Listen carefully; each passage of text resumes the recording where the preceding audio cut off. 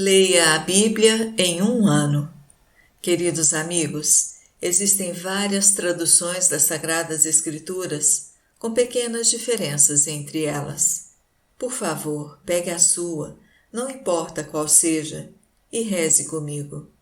Eu leio com vocês a Bíblia Sagrada, tradução da CNBB, 9ª edição.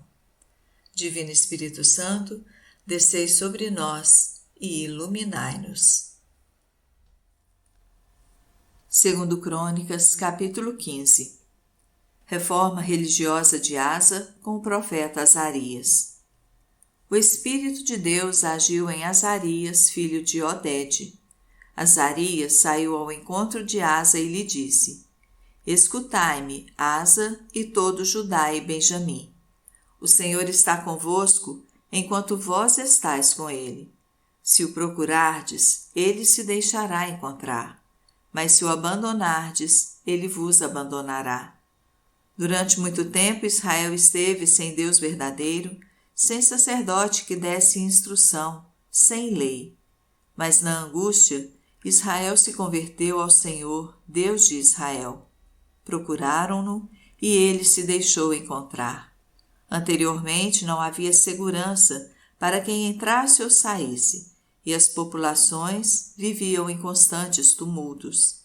Um povo caía sobre outro povo, uma cidade sobre outra, porque Deus os perturbava com toda espécie de calamidades. Agora, vós, tende coragem, e não desanimeis, pois não faltará a recompensa para os vossos trabalhos. Ao ouvir essas palavras proféticas, Asa se encheu de coragem e afastou os ídolos de toda a terra de Judá e de Benjamim e de todas as cidades conquistadas nas montanhas de Efraim. Também restaurou o altar do Senhor na frente do pórtico de seu templo. Em seguida, reuniu todo Judá e Benjamim, como também os imigrantes de Efraim, Manassés e Simeão, que moravam entre eles, e que se afastaram de Israel em grande número para aderir a Asa, ao perceber que o Senhor Deus estava com ele.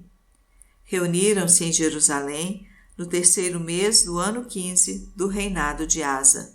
Naquele dia, sacrificaram ao Senhor parte da presa de guerra que tinham trazido, 700 bois e 7.000 ovelhas. Celebraram uma aliança, comprometendo-se a buscar o Senhor, Deus de seus pais, de todo o coração e com toda a alma. Aqueles que não procurassem o Senhor Deus de Israel, pequenos ou grandes, homens ou mulheres, seriam mortos. Em alta voz, com exclamações de júbilo e ao toque de trombetas e berrantes, juraram ao Senhor. Todo Judá alegrou-se com o juramento, pois tinham jurado de todo o coração e procurado o Senhor com vontade decidida. E o Senhor se deixou encontrar e lhes deu tranquilidade de todos os lados. Maaca, mãe do rei Asa, foi afastada da posição de rainha-mãe, pois tinha feito uma abominação, uma imagem para Azera. Asa derrubou-lhe o ídolo, o reduziu a pó e o queimou no vale do Cedron. Entretanto, os lugares altos não desapareceram de Israel. Mas Asa continuou de coração sincero por toda a vida. Mandou levar para o templo o que seu pai e ele mesmo tinham doado como oferenda sagrada, ouro, prata e utensílios. Não houve guerra até o ano 35º do reinado de Asa. 2 Crônicas, capítulo 16. Guerra de Asa contra Baasa de Israel. No ano 36 do reinado de Asa, Baasa, rei de Israel, marchou contra Judá e fortificou Ramá para impedir Asa, rei de Judá, de sair e de entrar.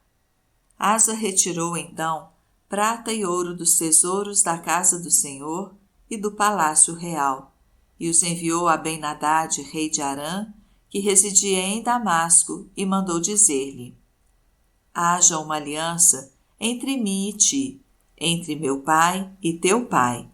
Por isso envio-te prata e ouro. Põe fim à aliança com Baasa, rei de Israel, que assim terá de ficar longe de mim. Ben-Hadad atendeu ao rei Asa e mandou às cidades de Israel comandantes militares, que devastaram Aion, Dan, Abel-Maim e todos os armazéns nas cidades de Neftali. Quando soube disso, Baasa desistiu de fortificar Ramá e interrompeu o trabalho. E o rei Asa pôs todo Judá a retirar as pedras e o madeiramento com que Baasa tinha fortificado Ramá, e com esse material fortificou Gabaá e Masfa. Naquele tempo, o vidente Anani apresentou-se a Asa, rei de Judá, e lhe disse: Porque procuraste apoio no rei de Arã e não no Senhor Deus, o exército do rei de Arã escapou de tuas mãos. Os etíopes e os líbios constituíram um exército poderoso, com muitíssimos carros e cavaleiros, mas porque te apoiaste no Senhor, ele os entregou às tuas mãos. O olhar do Senhor percorre toda a terra para ajudar os que estão com ele de coração sincero. Neste caso, agiste de maneira tola, por isso daqui em diante terás de enfrentar guerras.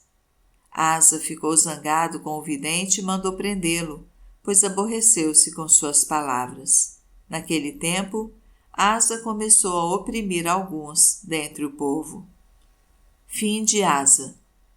As atividades de Asa, das primeiras até as últimas, estão escritas no livro dos reis de Judá e Israel.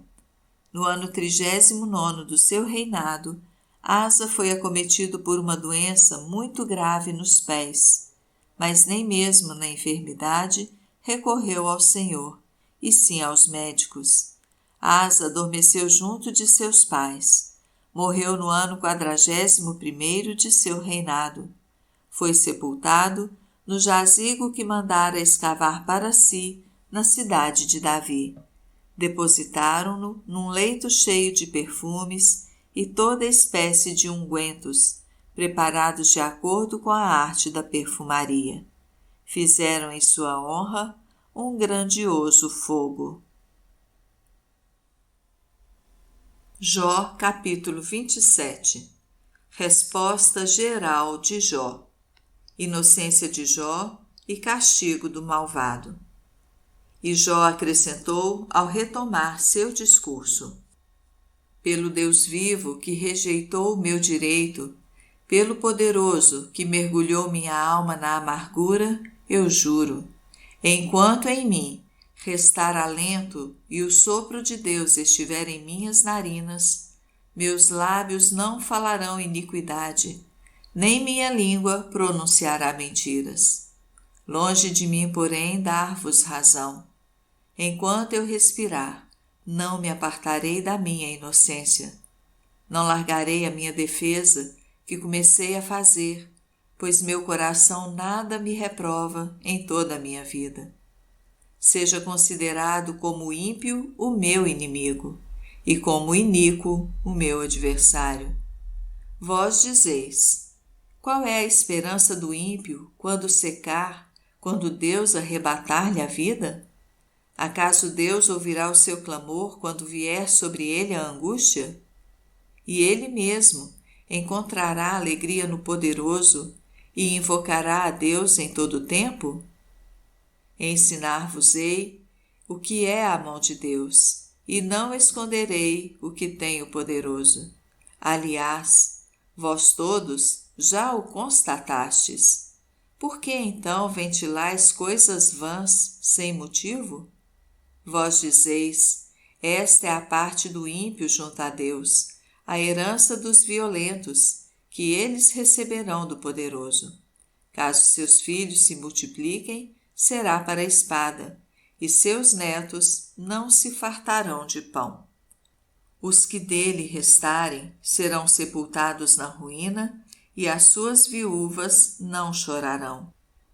Mesmo que acumulasse prata como terra, e como barro amontoasse as vestes, Amontoará sim, mas o justo se vestirá com elas, e o inocente herdará a prata. Ele construiu sua casa como a aranha ou como o abrigo do vigia. O rico, ao deitar-se, nada leva consigo. Abre os olhos e nada encontra. A miséria o surpreenderá como a inundação. Numa noite, a tempestade o arrebatará. O vento abrasador o atingirá e o levará. Como um turbilhão, o varrerá do seu lugar. Cairá por cima dele e não o poupará, enquanto ele tenta escapar de suas mãos. E à sua queda baterão palmas, assobiando da sua própria casa contra ele. Atos capítulo 11. Relatório de Pedro à Igreja de Jerusalém. Os apóstolos e os irmãos que viviam na Judéia souberam que também os de origem pagã haviam acolhido a palavra de Deus. Quando Pedro subiu a Jerusalém, os fiéis de origem judaica se puseram a discutir com ele, dizendo: Tu entraste em casa de incircuncisos e comeste com eles.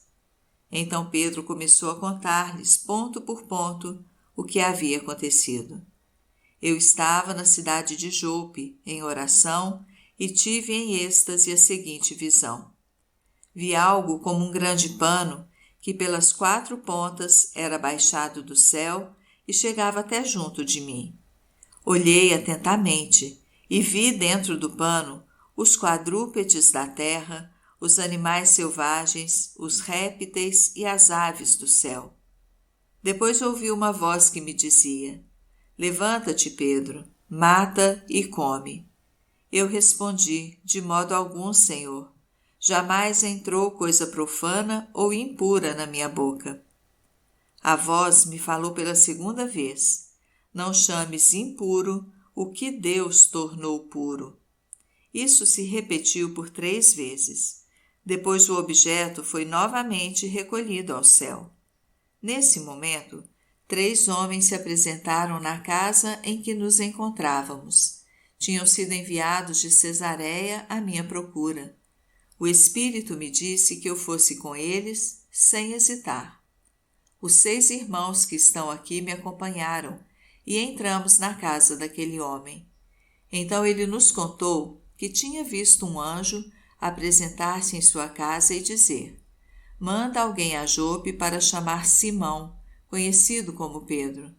Ele te falará palavras mediante as quais serás salvo, tu e toda a tua casa. Logo que comecei a falar, o Espírito Santo desceu sobre eles, da mesma forma como descera sobre nós no princípio. Então eu me lembrei do que o Senhor havia dito: João batizou com água, mas vós sereis batizados com o Espírito Santo. Se Deus concedeu a eles o mesmo dom que a nós que acreditamos no Senhor Jesus Cristo, quem seria eu para me opor à ação de Deus? Ao ouvirem isso, os fiéis de origem judaica se acalmaram e glorificavam a Deus, dizendo: Também aos não-judeus Deus concedeu a conversão que leva à vida. A Igreja de Antioquia. Os que se haviam dispersado por causa da perseguição que se seguira à morte de Estevão, chegaram à Fenícia, à ilha de Chipre e à cidade de Antioquia, mas não anunciavam a palavra a ninguém que não fosse judeu.